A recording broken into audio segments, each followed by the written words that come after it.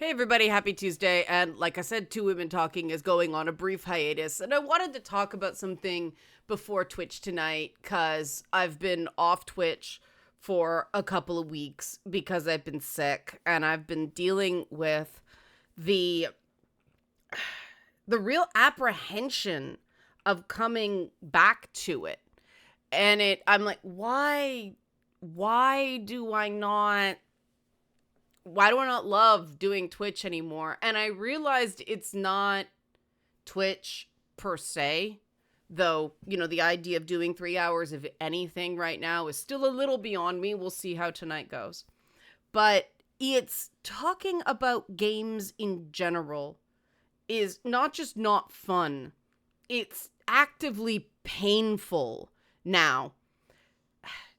When I was still a games journalist, like 10 freaking years ago, I struggled, and for the 8 to 10 years before that, I always struggled with the fact that negativity drives attention. Negativity drives clicks in gaming. Somebody does something really great, people go, yay, and it lasts for about a week. People do something not as great, that shit smells bad for months. And it's especially bad with Ubisoft games because, unfortunately, the truth is that Ubisoft just lets the media be treat them like shit because they don't just ban people for criticizing them the way other publishers do. They don't keep as tight a lock on things. And that's why I really liked Ubi when I needed a quote for any piece I was working on back in the day. BioWare would go, you have 2 questions, submit them, no follow-ups, we'll do it by email, which is not the way I work. Ubisoft would give me 20 minutes with 2 of their developers, so it tells you the differences in the companies. But because Ubisoft is more open, people just criticize the crap out of them. Now, yes, when Ghost of Tsushima came out, there were some hot takes about inaccurate depictions of samurai. That's a particular, I don't know. It's a particular button with people. And so yes, the Assassin's Creed Shadow stuff with Yasuke, it's not totally isolated. It seems if you try to do anything vaguely historical samurai, you get that, but the intensity of it with Shadows, it just feels like periodically people just need a reason to freak out because it's part of the ritual of a major game release. And I don't know whether I should be concerned for Veilguard that it doesn't have a major controversy yet. I mean, we don't know much about it did have that one major trailer that, it's not that it was a bad trailer, the first one. It just looked more like Fable than Dragon Age. Now, I am not excited for Veilguard. I'll probably play it, but I'm not excited because during the advanced press for Inquisition, BioWare developers lied to my face about the Kunari mage I saw in the demo, whose mouth was not sewn shut. I said, that's Kunari, not Talvashoth. And they said, yes, that was a fucking lie. So I don't trust anything that comes out of BioWare regarding that. And so it's very hard for me to get hyped about that game. But don't shit on other people that are hyped about the game. I want to play the new Princess Peach game, but Nintendo just kind of runs its own race and is sort of quiet. I mean, Splatfest went big. The Splatoon community is cool. Unfortunately, I also hear that Splatoon causes a lot of conflict in households because of the just one more match syndrome in that game that is very real. But yeah, it's really, having conversations with individuals about games Thank goodness You're Here is what I'm playing tonight because of that. Somebody else recommended The Plucky Squire to me.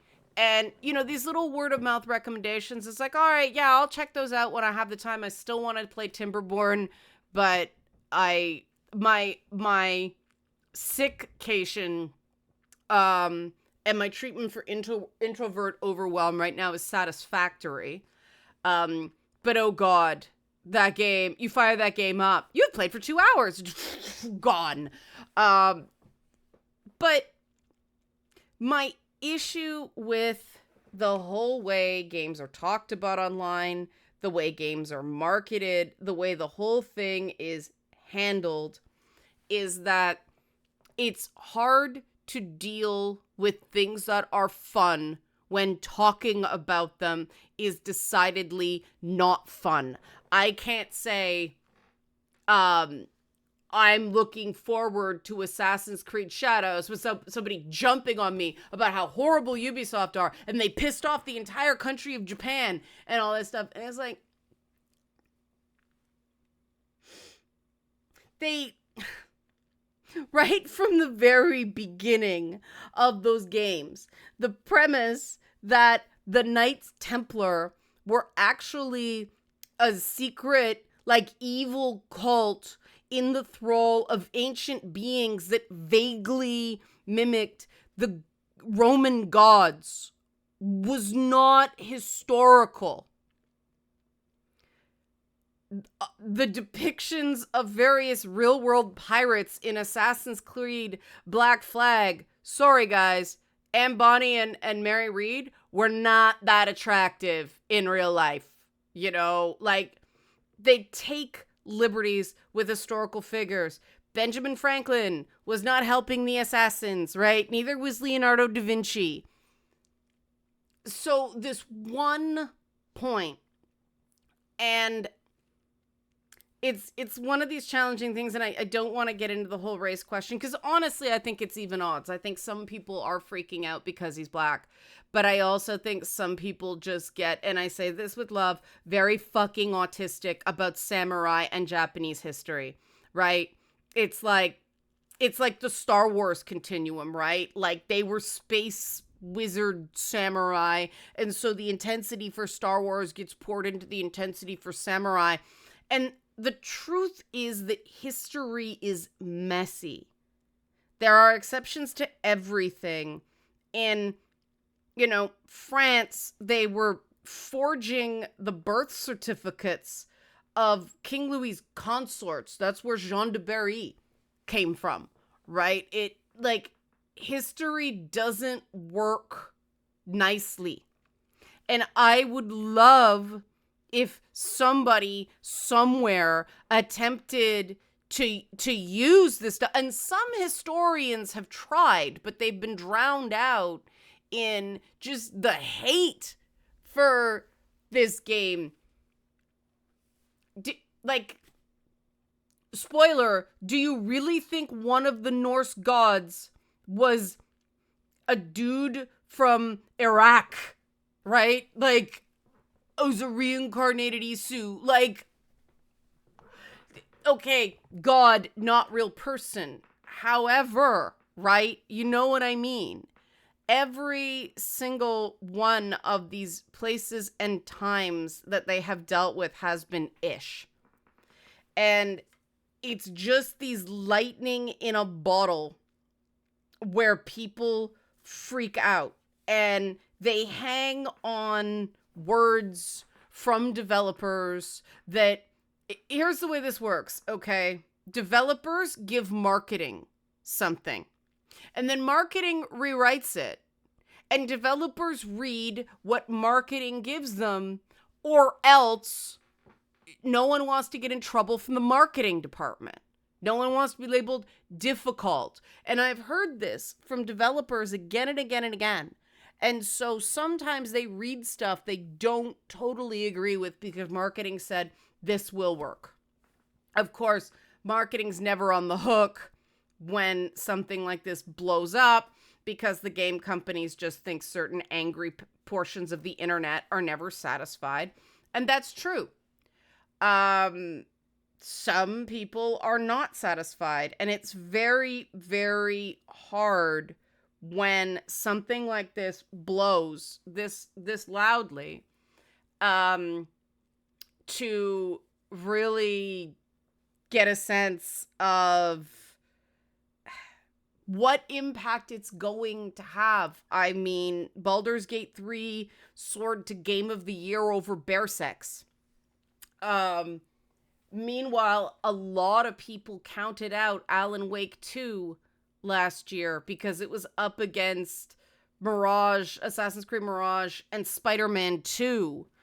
And then, I think with the dance at the Game Awards, you could argue that Alan Wake 2 had the greater cultural impact just because it was new and just because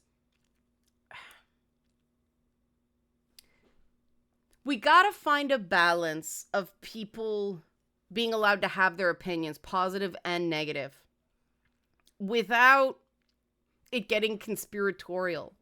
And without people assuming that, oh, Ubisoft lied. Like, it is possible to misspeak, guys. I'm not, like, people don't understand what a retainer is. They think it's a thing you put in your mouth after you've had braces, okay? So for the average, not super informed person, samurai is correct. And every American complaining about this stuff, if you've ever, a British gent I know pointed this out to me, if you've ever referred to the Scottish and the British, the Scots are British for now. It is the United Kingdom, right? As is part of Ireland, as is North Ireland, right? Like, it's one place. England, Scotland, not Britain and Scotland. If you have ever made that mistake, you don't have the right to dogpile Ubisoft over using the word samurai. And people are going to get mad at me about that. That's not going to do you any good. It's true. This is literally a semantic argument. You are fighting over what you call things. And a glorious client of mine loves to remind me, so he'll be watching this now and giggle, but 90% of the fights on the internet are fights of definition. And it's true because people like to be right and people like to prove other people wrong. But the problem with that is it's zero sum. And the truth is that the average Assassin's Creed player is pretty casual because of that annual game phenomenon it did for years. They're beautiful games. Playing Mirage, I forgot how beautiful those games are. They try with history. I mean, there were a couple things in Mirage that, for instance, they really downplayed the fact that Karkh in Baghdad was the Jewish quarter. It's there, but they don't rub your face in it. There are some people speak in Hebrew, and the contact in that area, her name is Rebecca, which is a notoriously Hebrew name. So they put it in there, but they didn't go, look, there were Jews here, because that is sensitive. Quite frankly, that's sort of a bigger deal than whether you call a guy who actually existed in that place or at that time a samurai. Erasing the cultural identity of a region of Baghdad. And some people are, I know. And this is the problem. Much like the Yasuke thing, where some experts say, yes, he was a samurai. Some don't. You may think the experts that say he was a samurai are wrong, but they do say it, right? Whereas, some people insist, no, there were never Jews in Baghdad because there's been revisionist history. But there's a lot of Iraqi Jews. There's a lot of descendants of Iraqi Jews living in Israel right now because they kicked out the Jews. No, that's not true. We're not going to win these things. We don't have a time machine. We can't play Doctor Who. And even on Doctor Who, they change shit. You know, the TARDIS breaks and we're in a timeline where Isaac Newton is brown. And that was a plot point and people freaked out about that too. So, and this is the thing. History is written by the victors. Our idea of history is heavily mythologized. A lot of things are stated as fact that aren't. And Yasuke probably was caught in that bind of Japan is still very xenophobic. So a guy that looks noticeably different is probably going to get caught of he's samurai and everything but name, in that literally the biggest evidence that he was not a samurai is that he had no surname or family name, because family names are big, right? But he was a black dude. You know, it was one of those things that the rulers of everywhere at that time, they made the rules. So even if it was a breach of etiquette, they could say, no, we're making an exception here, until that ruler died. And then that exception was fucked. That is history. I love history, but I also love good gameplay.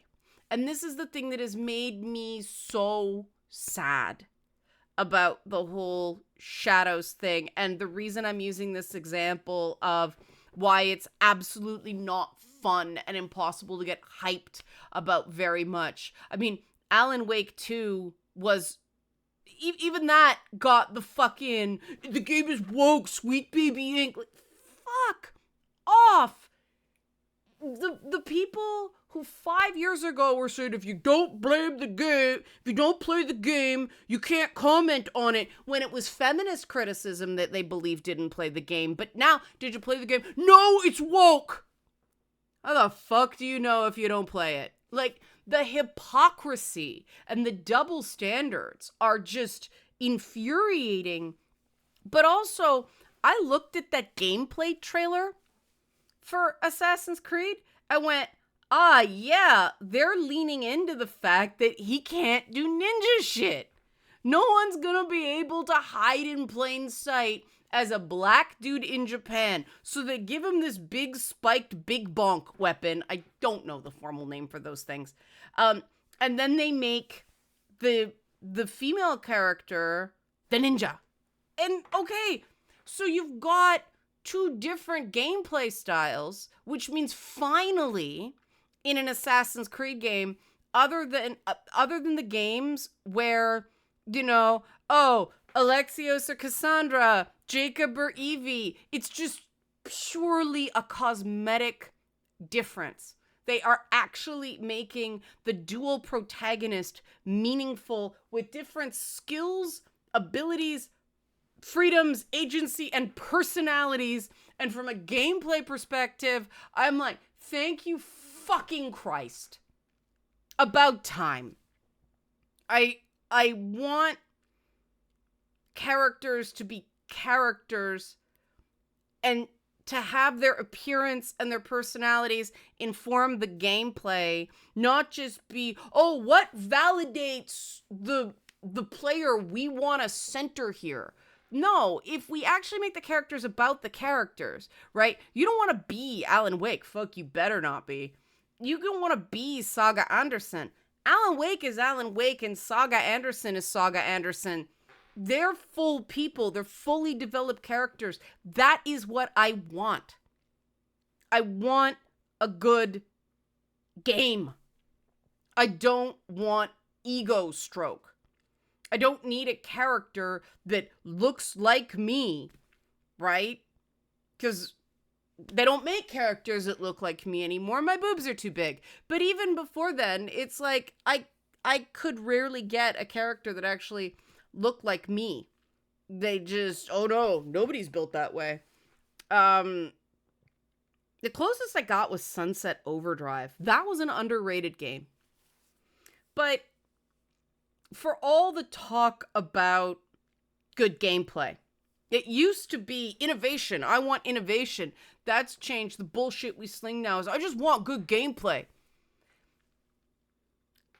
It's not about good gameplay if you're complaining about black samurais or not samurais, or the lead of Star Wars Outlaws not being hot enough in the trailer. And you notice that once the game came out, that just gone. Game looks fine. At least I think it does. I haven't played it yet. See, I disclose I haven't played it yet. I'm waiting to play it. But I'm waiting to not be angry. You know, that's the problem. I don't want to start a game angry. And right now, I'm angry at the screaming over Star Wars Outlaws. And I'm angry at the screaming over Assassin's Creed Shadows because I don't care if the guy was formerly 100% a samurai or whether he was just a guy that did everything a samurai did but wasn't that last box checked. That is just so the problem with everything in games right now. And, you know, no one had a problem when it was white guys in the Caribbean centered in an Assassin's Creed game, right? And yeah, they worked to fit that in. And it was also a very different time. And we have to be fair about that. But again, you know, in that game, that was the version of Assassin's Creed where they were like crowd farming the Animus. And so they actually changed historical data to make the game more fun to play. And I loved that era of Assassin's Creed. I thought that was really smart, but people were getting lost by the meta story. And of course, they bring it back in the game I skipped. I skipped Valhalla because I was so done with Vikings, and I heard it was really grindy.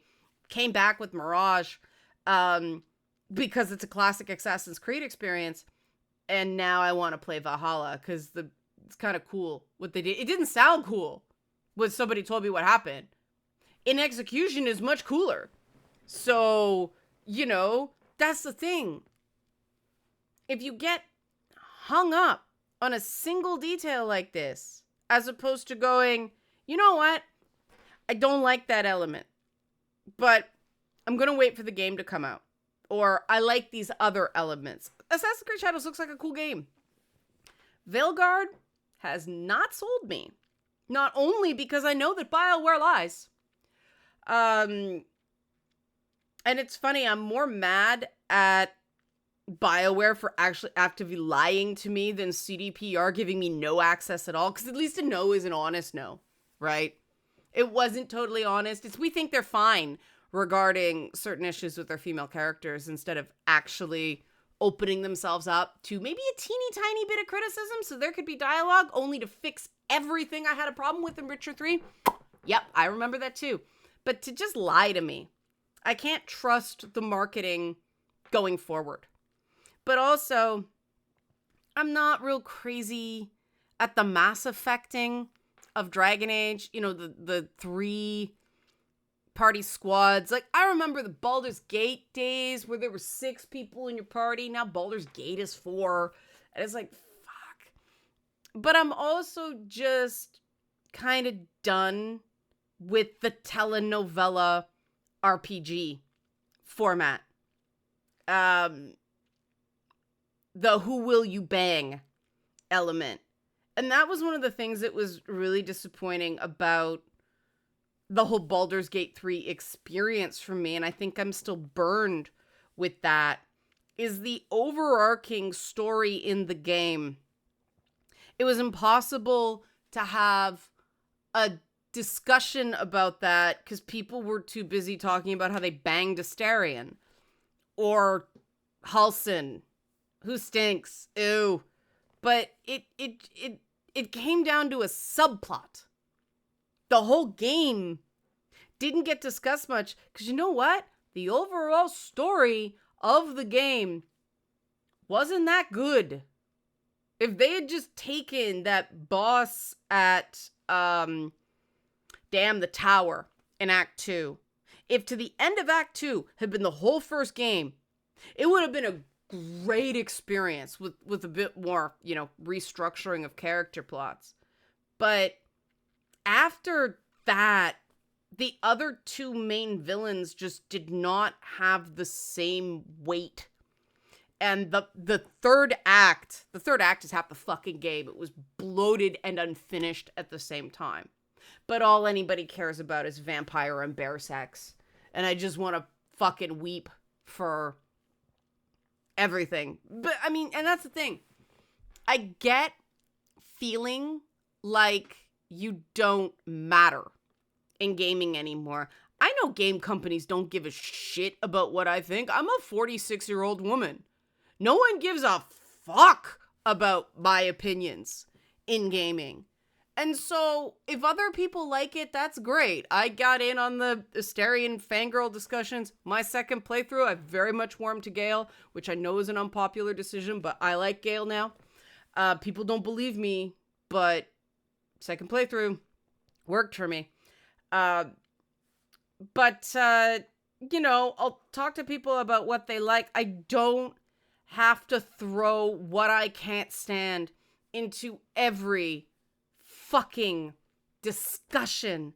And the only game that was remotely big that, and this is weird because this was not what Soulsborne fandom was before, but Elden Ring discussions managed to stay non-toxic. And I don't know if it's just because the game took so long to finish that, the usual suspects didn't get to the end. And that we kind of don't know entirely what the fuck is going on in anything.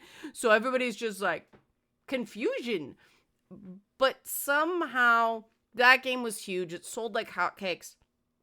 And there managed to be minimal toxicity surrounding it. Except for that one article about how it doesn't depict Irish culture properly. But that didn't go anywhere because what the fuck? It's not Ireland. It's the lands between. It's not fucking Ireland. That's stupid. At least with Assassin's Creed, it's actually set in Japan, right? But again, because people are going to read a lot of things into what I said because everybody likes to go after nefarious intent instead of it just being a person with an opinion. We can all still be friends, right? Every interaction I've had with Ubisoft, even before all the sexual harassment scandals broke and things like that, their corporate culture was, I remember being it was a Ghost Recon party. And it got really wild, and I'm like, they're gonna get in trouble for some of this workplace behavior at some point. And sure enough, and nobody really meant any harm, but that doesn't mean harm wasn't done. Not to me. I just saw some things being done to other people. And I'm like, he probably isn't comfortable with that, but he's not saying anything. But, they're not a perfect company. But every dev I have talked to cares so deeply about their products. They care. They are not looking to rage bait. They are not looking to trip anybody up. I wish they do more developer interviews instead of all this gatekeepy bullshit. Because if you saw the joy and you saw the love in the whole thing, like I did, you'd know they're not looking to enrage anybody. It was probably just a mistake. It was a misused word. There is no conspiracy. And I cannot say that about every game company. Certainly can't say it about Activision, other than the Skylanders guys were great, but every other thing I did at Activision, I felt like I was being bullshitted. EA, BioWare lied to me.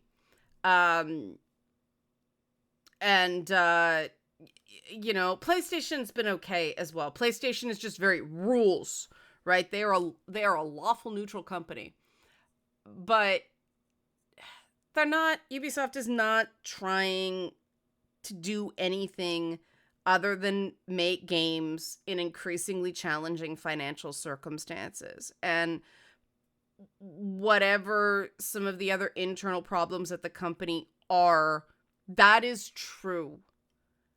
And I think that it's very important to remember that when you do criticize a game, because people make mistakes, people misspeak. My God, this is why EA won't give people access to devs. Instead, it's like, oh no, email, so they can read the developer's answers and clear it. Like, there's a reason it's done via email, because they're screening every fucking word.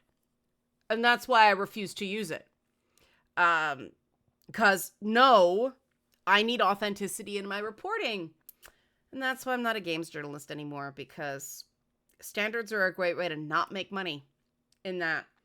But I do think we need more positive discussions and, moving over to the romantasy stuff like I have been, and getting into more girl world stuff. It's amazing how different it is. Because fans of stuff like Bridgerton or Court of Thorn and Roses, they'll rip all the stupid shit about those shows and then go, but I still love it, but I still have to watch. Like, they add that little bit. And that's what we need to bring back to gaming, because it's just, I'm tired. And I know I'm not the only one. So if you like this video, link in the description box below to Eileen's aunt's crowdfunding. Yes, Eileen's aunt, she won't see this. She doesn't speak English, but we went viral on the Twitter. Help an old lady save her house. You can't do much in this big world. You can do that. We can do it together. Spider-Man shit. Thanks for watching.